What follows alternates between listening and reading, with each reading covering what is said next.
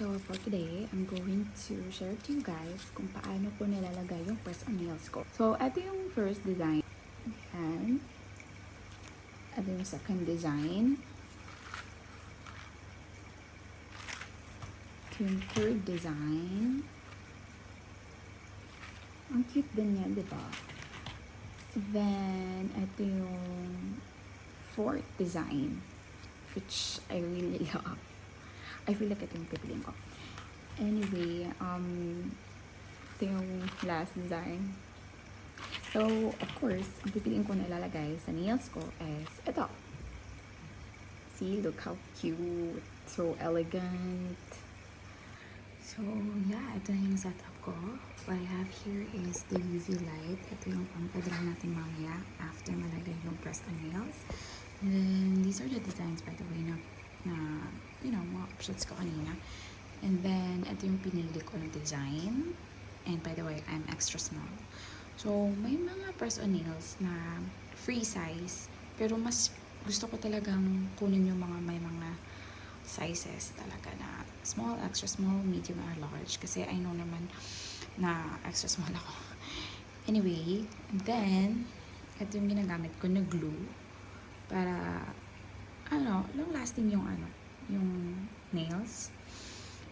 And what I have here is the alcohol pad, the filer, and then eto.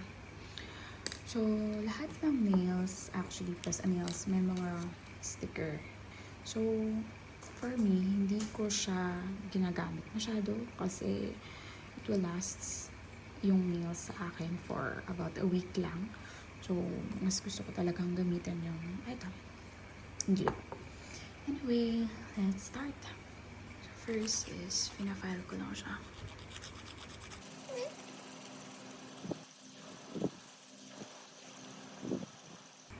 And I'm going to put alcohol pad para i-remove yung dust. Anyway, yan na siya. Next, ano ko natitira-tirang glue sa nails ko. So, kunin ko muna siya. And I have to make sure na clean yung base ng aking nail. Okay. Disclaimer lang guys, hindi ako expert talaga. Nagtatry-try lang ako. By the way, na-addict ako dito kasi like any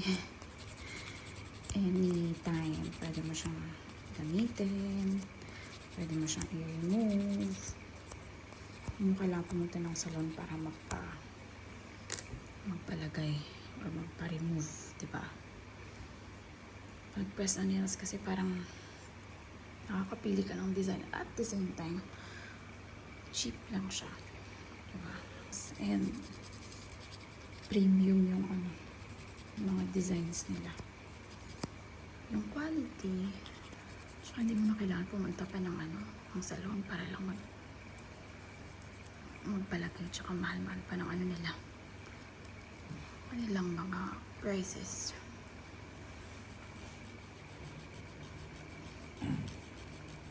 Gamitin na another pad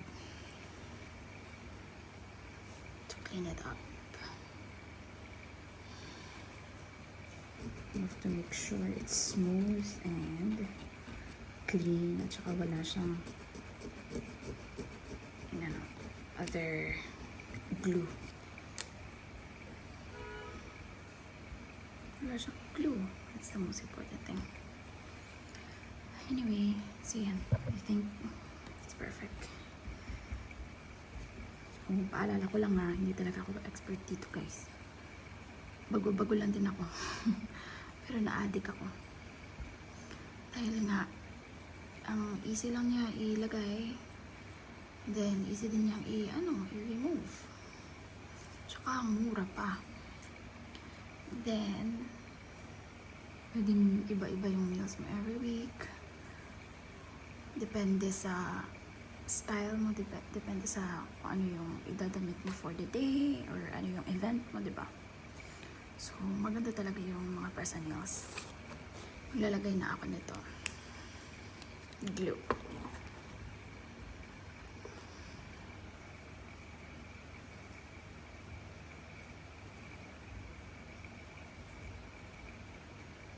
Double coat ko siya actually para may maano. Nag-double coat ako para matibay.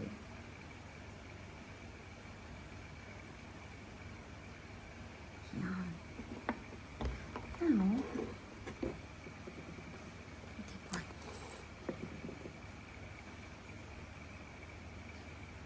So yung curve nito.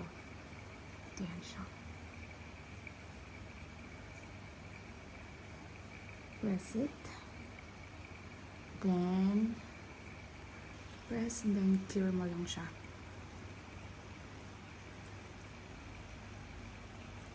And there you go. Diba, ang ganda. Ganda din ng design niya. Hindi siya madaling matanggal. So, yeah. Very nice.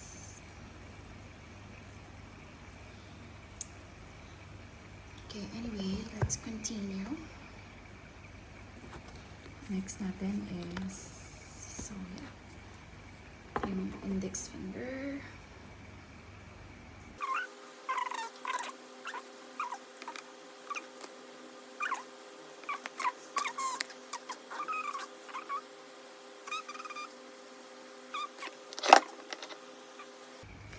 Yeah, that's it.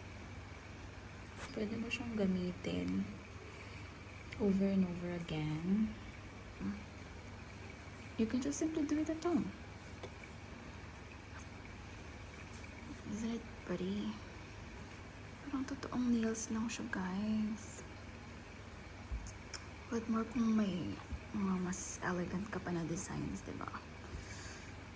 Let's proceed to the next nail.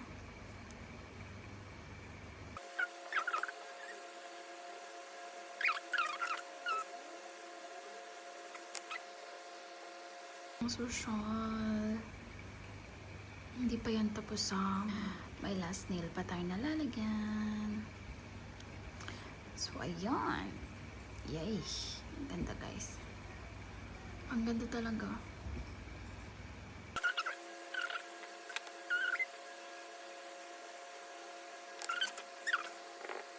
Then, pwede nyo siyang i-tear ulit for another 1 minute. Oh my God. Look at that. It's so pretty, right? What can you say about it? Are they nice? So nice, right? Oh my God. Let's proceed. On my right hand, pusin ko din to. I'll be back. I'm done cleaning it.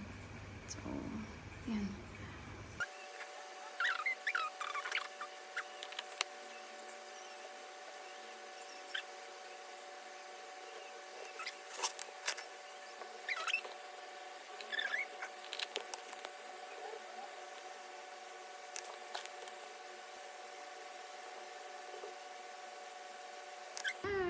That's it. Ang ganda, diba?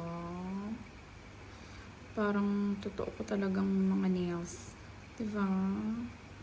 I like it. I really like it. What do you guys can say about my nails? Parang ang social. What more kung may pupuntahan ka ng mga ball, hindi kaya mga meetings, hindi kaya mga special events, you know. Maganda kapag maganda talaga yung, I mean, mas nakaka-classy tingnan pag maganda yung nails mo. Diba? So, kahit nasa bahay ka lang, diba? Yan, ganyan ko lang siya ginagawa. So, I don't have to go to the salon. I can do it myself at the cheapest price, you know. And then, fast. Siguro 30 minutes lang, diba?